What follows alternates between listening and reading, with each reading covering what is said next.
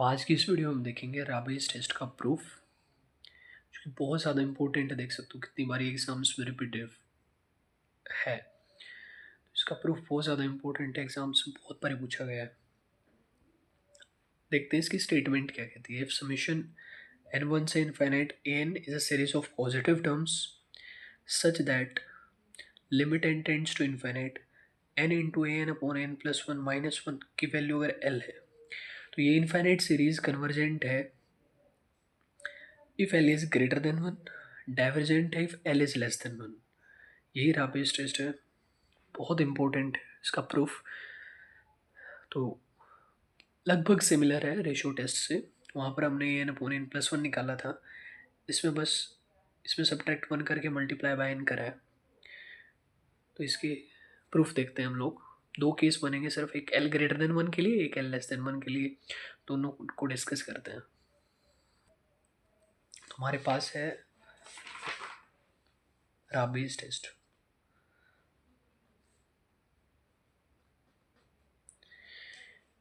अब देखो इसकी स्टेटमेंट क्या है। Summation a n is series of positive terms such that limit n tends to infinite n into a n upon a n plus 1 minus 1 is equal to L, then ये series of positive terms है convergent if L is greater than one, और ये series divergent if L is less than one. यही Raabe's test है। यहाँ पर हमारे को इसकी वैल्यू कैलकुलेट करनी होती है। अब let's see the proof for this test. दो केस हैं, एल ग्रेटर देन वन और लेस देन वन। पहले केस डिस्कस करते हैं, L greater than one. If L is greater than one, यह हम अपनी तरफ से एक चूज करेंगे number, choose a number p such that L is greater than p greater than one. हमने अपनी तरफ से एक नंबर चूज करा है इस तरह से कि L greater than p greater than one है, और हम अपनी तरफ से एक सीक्वेंस मान लेंगे b n is equal to one upon n की पावर पी। अब यहाँ पर p ग्रेटर देन वन है, बाय p टेस्ट जो ये सीरीज बनेगी वो कन्वर्जेंट होगी, क्योंकि p की वैल्यू ग्रेटर देन वन है। तो by p test summation b n is convergent, ये कन्वर्जेंट होगी बाय p टेस्ट। अब हमने एक थर्ड चैप्टर में रिजल्ट पढ़ा था कि अगर सीरीज बी एन कन्वर्जेंट है तो series a n will be convergent,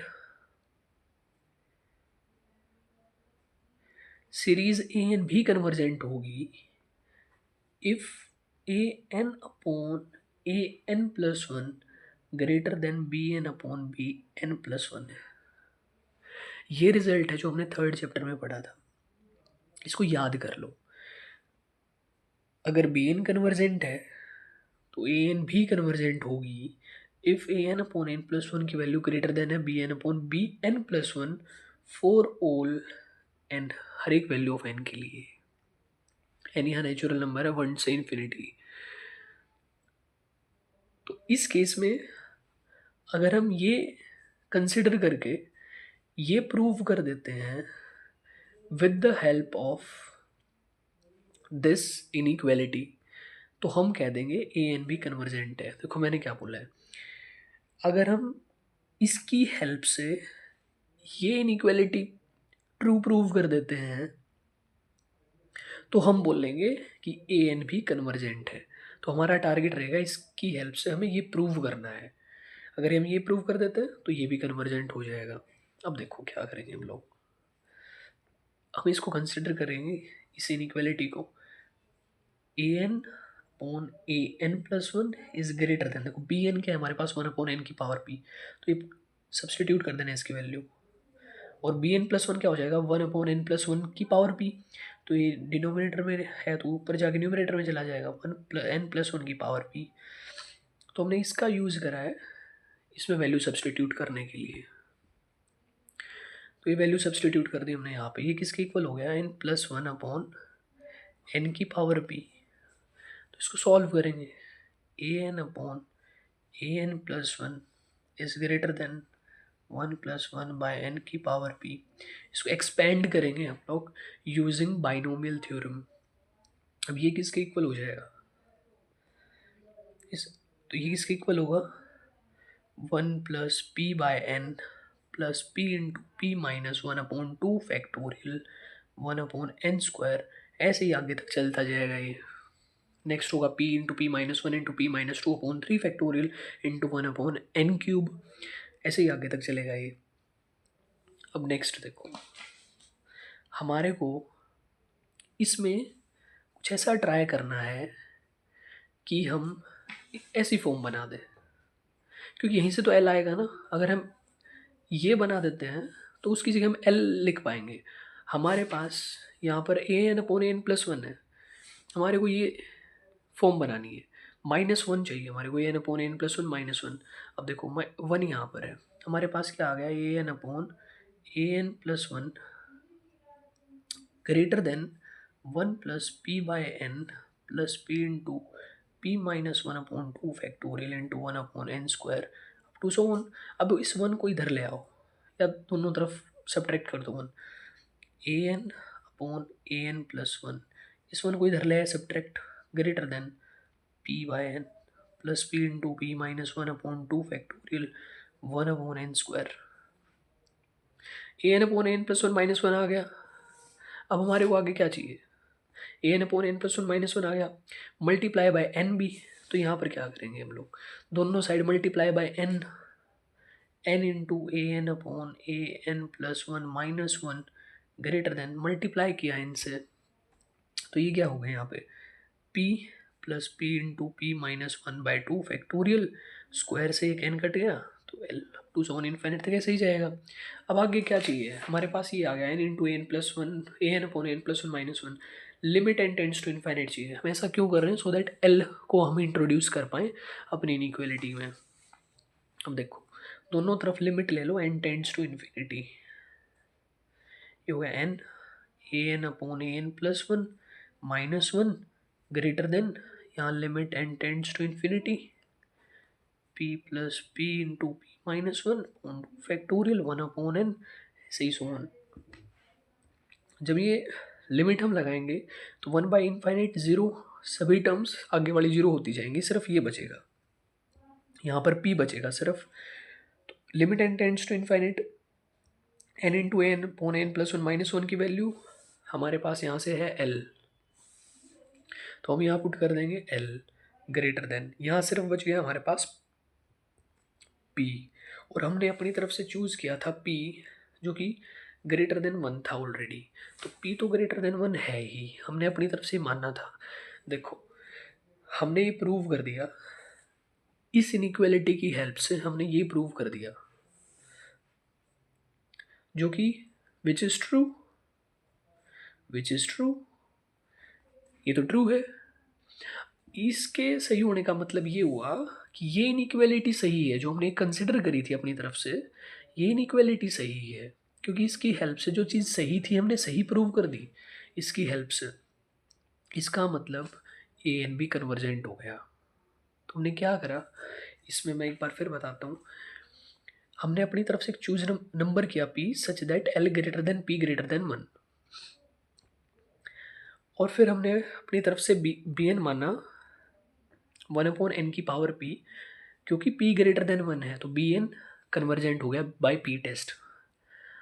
अब ए एन कन्वर्जेंट होगा अगर ये इनइक्वालिटी सेटिस्फाई करती है। ये थ्योरम हमने पढ़ी थी चैप्टर 3 में, वहाँ पर इसका यूज़ हुआ था। तो ये सीरीज़ कन्वर्जेंट होगी अगर ये सेटिस्फाई करती है। हमें ये प्रूव करनी है कि ये सही है। अगर ये प्रूव हम कर पाते हैं तो ये जो सीरीज़ होगी इनफाइनाइट सीरीज़ वो भी कन्वर्जेंट होगी। अब इसको प्रूव किया हमने, इसी को कंसिडर किया n upon n plus one greater than, इसकी वैल्यू सब्सटीट्यूट कर दी इसका यूज़ करके, और फिर बाइनोमियल थ्योरम करके एक्सपेंड किया, और हमने आखिर में ये रिजल्ट प्रूव कर दिया कि L greater than p greater than one, जो कि ट्रू था। तो हमने ये इनइक्वालिटी लेके ये प्रूव कर दिया कि ट्रू है। इट मीन्स हम कह सकते हैं कि दिस इज ट्रू, मतलब ये इम्प्लाइज कि ए एन कन्वर्जेंट है। तो hence for this case summation a n is convergent. तो ये सीरीज कन्वर्जेंट होगी इस केस के लिए। अब केस टू भी बिल्कुल सेम ऐसे ही है, जैसे ये प्रूव किया केस टू में भी हम ऐसे ही प्रूव करेंगे, कुछ भी डिफरेंस है नहीं, उससे और क्लियर हो जाएगा मैंने क्या किया है। केस टू देखो, व्हेन सेम ही है, L is less than one, इसमें भी हम अपनी तरफ से चूज कर रहे हैं एक number p such that L less than p less than one. हमने अपनी तरफ से एक नंबर चूज किया p such that L is less than p less than one. अब इसको अगेन वही हमने एक कंसिडर करना है sequence, let b n is equal to one upon n की पावर पी। अब पी क्या है, less than one. By p test जो ये सीरीज बनेगी इज डाइवर्जेंट सीरीज, क्योंकि हमने बी एन मानना है वन अपॉन एन की पावर पी और पी है less than one. By p test ये डाइवर्जेंट है सीरीज। अब अगेन वही रिजल्ट हमने जो थर्ड चैप्टर में पढ़ा था, जो सीरीज है summation a n is divergent, ये भी डाइवर्जेंट होगी if a n upon a n plus one is less than b n upon b n plus one for all n. देखो उसमें क्या था, ए एन कन्वर्जेंट थी जब a n upon n plus one greater than b n upon b n plus one था, where b n series convergent थी। यहाँ पर क्या है, बी एन सीरीज डाइवर्जेंट है तो ए एन भी डाइवर्जेंट होगी जब a n upon n plus one less than b n upon b n plus one है। अगर हम ये ट्रू प्रूव कर देते हैं तो हम कह पाएंगे कि ये सीरीज डाइवर्जेंट है। इसको हम ट्रू प्रूव करेंगे,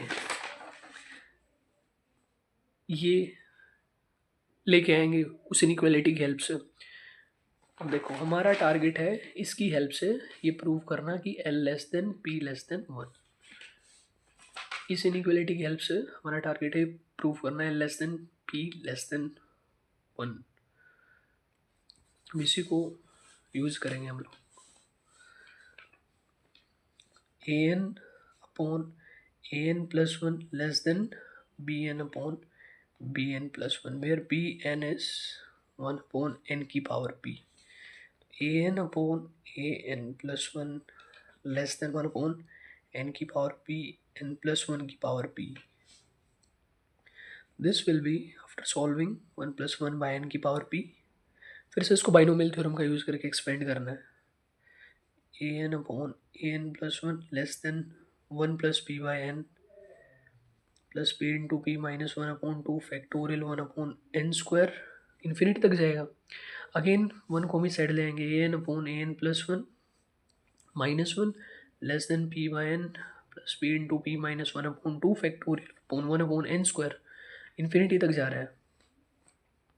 अब हमारे को दोनों तरफ एन से मल्टीप्लाई करना है क्योंकि हमारे को एल को इंट्रोड्यूस करना है और एल की वैल्यू ये है, ये हमारे पास आ गया है।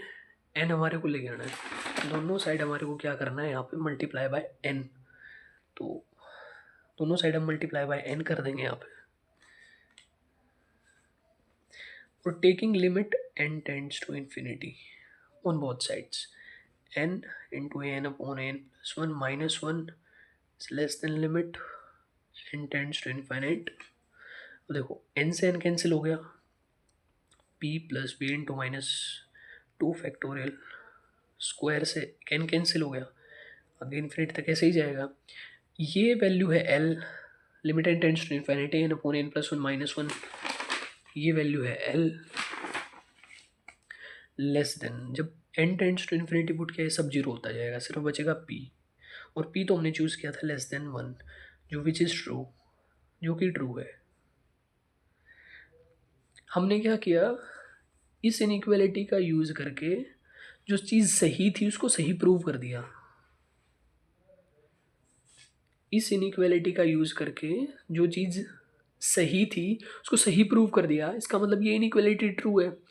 इस इनइक्वालिटी के ट्रू होने का मतलब क्या हुआ, अगर बी एन डाइवर्जेंट है तो ए एन भी डाइवर्जेंट है, ये थर्ड चैप्टर में हमने रिजल्ट पढ़ा था। तो इसकी हेल्प से हमने ये प्रूव किया। ये प्रूव होने का मतलब क्या हुआ, ये ट्रू है।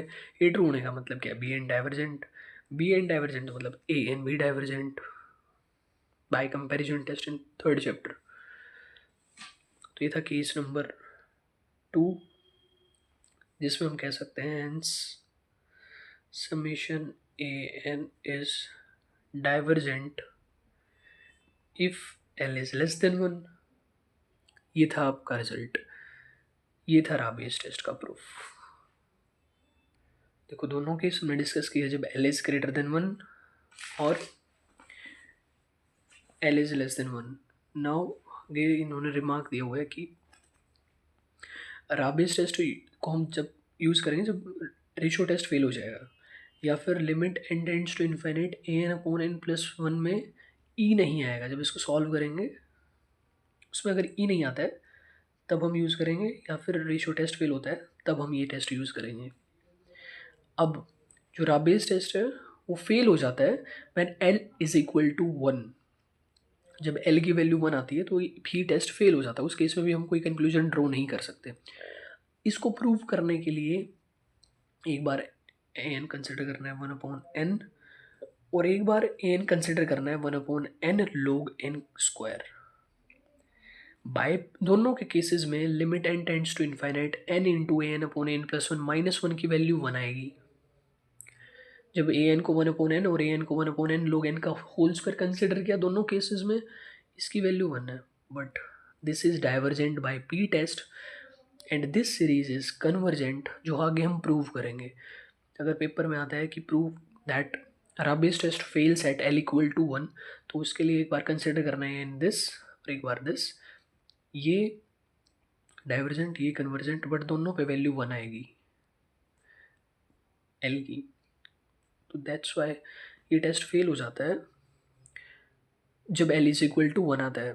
कोई कंक्लूजन ड्रॉ नहीं कर सकते अबाउट कन्वर्जेंस और डाइवर्जेंस ऑफ द सीरीज। आगे इन्होंने बोला है Raabe's test is stronger than ratio test. कई बार क्या होता है रेशियो टेस्ट फेल हो जाता है, बट इस टेस्ट की हेल्प से हम लोग उसका कंक्लूजन ड्रॉ कर सकते हैं। जहाँ जहाँ रेशियो टेस्ट एप्लीकेबल है वहाँ वहाँ राबेस टेस्ट भी एप्लीकेबल है। बट कुछ केसेस ऐसे होते हैं जहाँ रेशियो टेस्ट फेल हो जाता है और राबेस टेस्ट से हम कंक्लूजन ड्रॉ कर सकते हैं। तो इसलिए इन्होंने बोला है कि ये स्ट्रॉन्गर है देन रेशियो टेस्ट। इसको इन्होंने आगे ये प्रूव भी किया है एग्जाम्पल की हेल्प से। एक इन्होंने एग्जाम्पल कंसिडर किया है एक series one upon n cube मानिए यहाँ पे।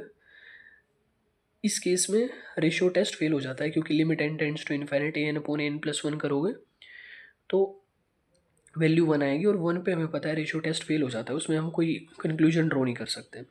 बट जब रेशियो टेस्ट यूज़ किया तो इसकी वैल्यू आएगी थ्री, जो कि ग्रेटर देन वन है, और ग्रेटर देन वन पे आता है कन्वर्जेंट। तो इस टेस्ट की हेल्प से इस सीरीज़ का बिहेवियर हमने पता लगा लिया, बट रेशियो टेस्ट फेल हो रहा था।